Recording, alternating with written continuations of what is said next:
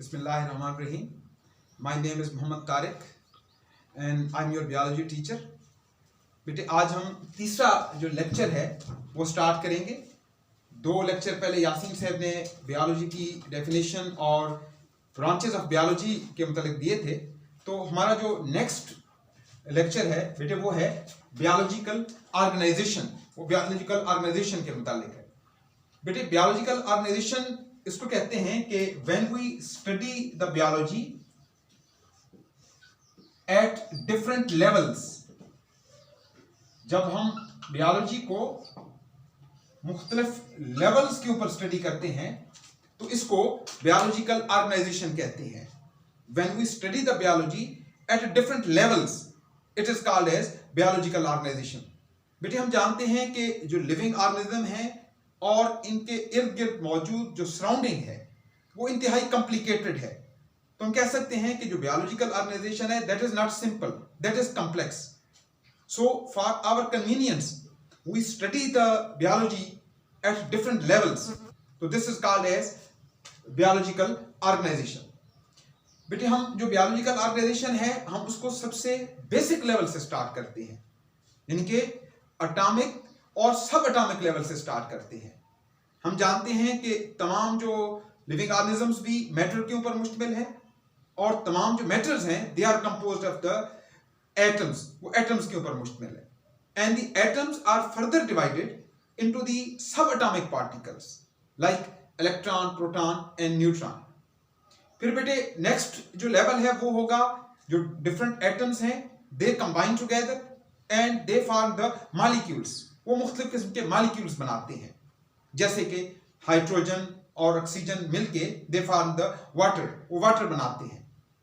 मुख्तलिफ carbon, hydrogen और oxygen मिलके ग्लूकोज बनाते हैं।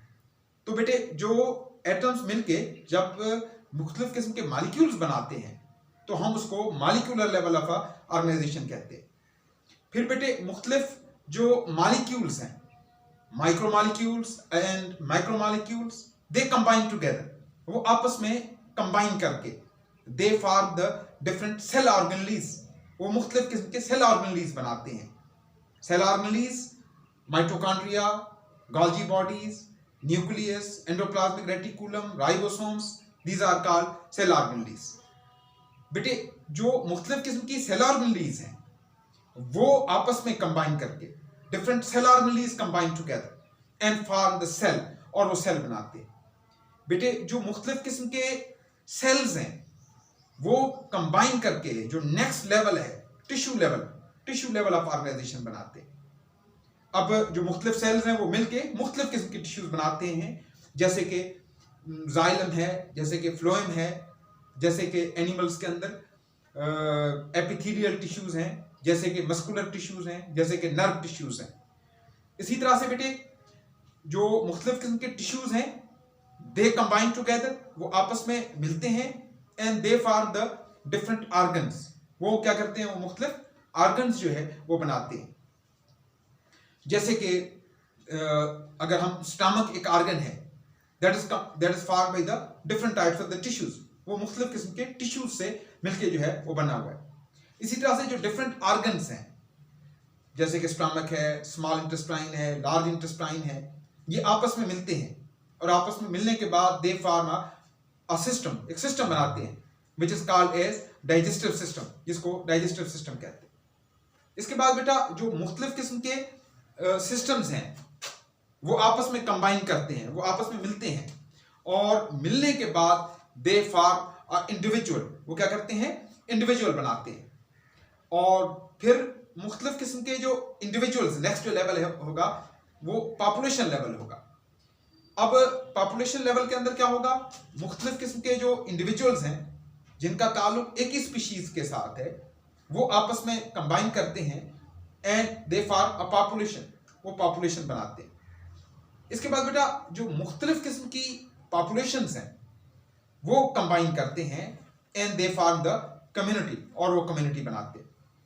फिर इसके बाद जो मुख्तलिफ किस्म की कम्युनिटीज होती हैं दे कंबाइन टुगेदर, वो आपस में कंबाइन करती हैं और कंबाइन करने के बाद दे विल फॉर्म बायोम्स, वो बायोम्स बनाते हैं। और मुख्तलिफ किस्म के जो बायोम्स हैं वो मिलके बायोस्फीयर बनाते हैं, जो हम कह सकते हैं कि लास्ट लेवल है, सबसे हाईएस्ट लेवल है बायोलॉजिकल ऑर्गेनाइजेशन के अंदर। बेटे ये चीजें हम वन बाय वन भी डिस्कस करेंगे। तो सबसे पहला जो लेवल है वो एटॉमिक और सब एटॉमिक लेवल है, जिसको अब हम तफसील के साथ देखते हैं। हम जानते हैं कि एटम्स हैं वो एलिमेंट की शक्ल में या मॉलिक्यूल्स की शक्ल में एग्जिस्ट करते हैं। तो सबसे पहले हम we will discuss the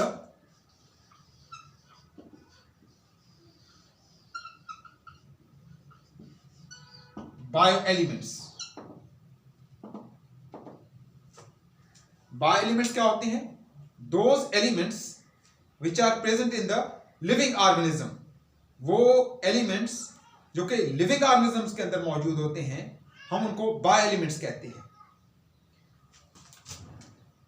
those elements which are present in the living organism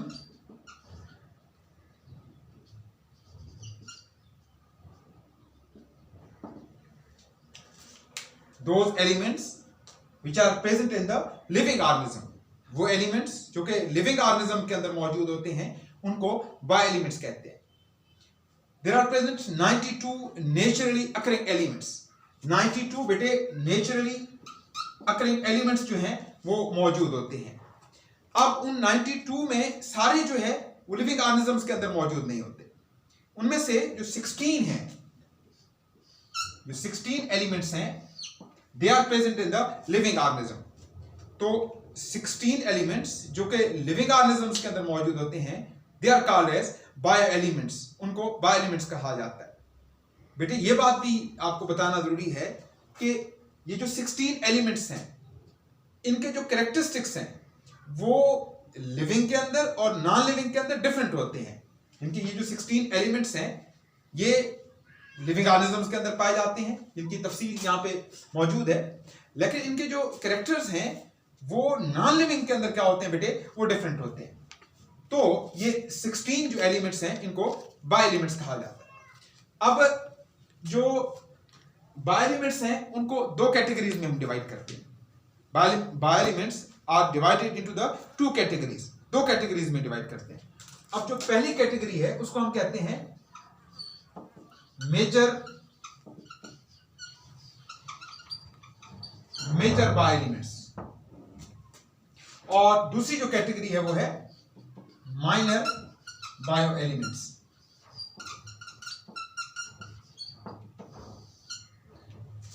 बेटे जो मेजर बायो एलिमेंट्स हैं, those elements which are present in large quantity, those elements which are present in large quantity are called as major bio elements, and they form the 99% of the body weight of the living organism। ये जो major bio elements हैं ये तमाम living organisms का जो 99% body weight है, that is constituted, that is composed of the these major bio elements, and these major bio elements are 6 in number। इनकी जो तादाद है बेटे वो 6 होती है। जो मेजर बायो एलिमेंट्स हैं इनकी तादाद क्या है, वो 6 है, जो कि 99% बॉडी वेट बनाते हैं। बेटे इनकी जो तफसील है ये इस चार्ट के अंदर मौजूद है। बेटे इनमें ऑक्सीजन शामिल है, इसमें कार्बन है, हाइड्रोजन है, नाइट्रोजन है, कैल्शियम है और फास्फोरस है।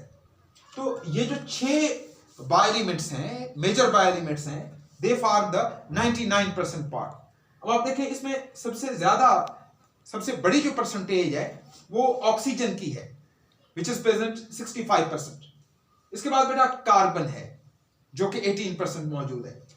इसके बाद हाइड्रोजन है जो कि 10% है, फिर नाइट्रोजन है जो कि 2% है, फिर कैल्शियम है 2%, फिर फास्फोरस 1%। अब बेटे इसके बाद माइनर बायो एलिमेंट्स। अब जो माइनर बायो एलिमेंट्स हैं they are those elements which are present in small quantity,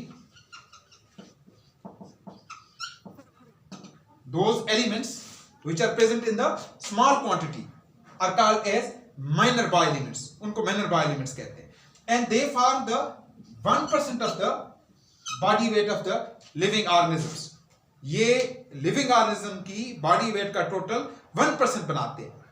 बेटे ये क्वांटिटी के अंदर कम होते हैं, ये मत समझिएगा कि ये इंपॉर्टेंस के अंदर कम होते हैं। इंपॉर्टेंस के अंदर इनकी इंपॉर्टेंस उसी तरह से ज्यादा होती है जिस तरह से मेजर बायो एलिमेंट्स की होती है। अलबत्ता ये क्वांटिटी के अंदर क्या होते हैं, ये कम पाए जाते हैं। बेटे दे आर 10 इन नंबर। ये जो माइनर बायो एलिमेंट्स हैं इनकी तादाद क्या होती है, 10 होती है। इसमें कौन से, इसके अंदर पोटाशियम है जो कि 0.35% है। इसमें बेटे सल्फर है जिसकी अमाउंट 0.25% है। इसमें क्लोरीन है जिसकी मिकदार 0.15% है। फिर इसमें सोडियम है जिसकी मिकदार 0.15% है। फिर मैग्नीशियम जिसकी मिकदार 0.5% है। और फिर आयरन है जिसकी मिकदार 0.004% है। बेटे इसके बाद जो 4 हैं, ये 6 हो गए जिनकी थोड़ी थोड़ी जितनी भी परसेंटेज है वो मैंने लिखी हुई है। इसके बाद जो नेक्स्ट 4 है उनके सामने परसेंटेज नहीं लिखी हुई, उनको ट्रेस बायो एलिमेंट्स कहते हैं। Trace bio elements which are present in very, मतलब इनकी जो अमाउंट होती है वो निग्लिजिबल हद तक कम होती है, जिसमें कॉपर, जिसमें मैंगनीज, जिसके अंदर जिंक और आयोडीन शामिल है। तो ये मेरे बेटे मेजर ये क्या है, ट्रेस बायो एलिमेंट्स है। बेटे ये हमारा आज का जो टॉपिक है वो बायो एलिमेंट्स तक है। उसके बाद जो नेक्स्ट टॉपिक है वो हम नेक्स्ट लेक्चर के अंदर डिस्कस करेंगे। Thank you.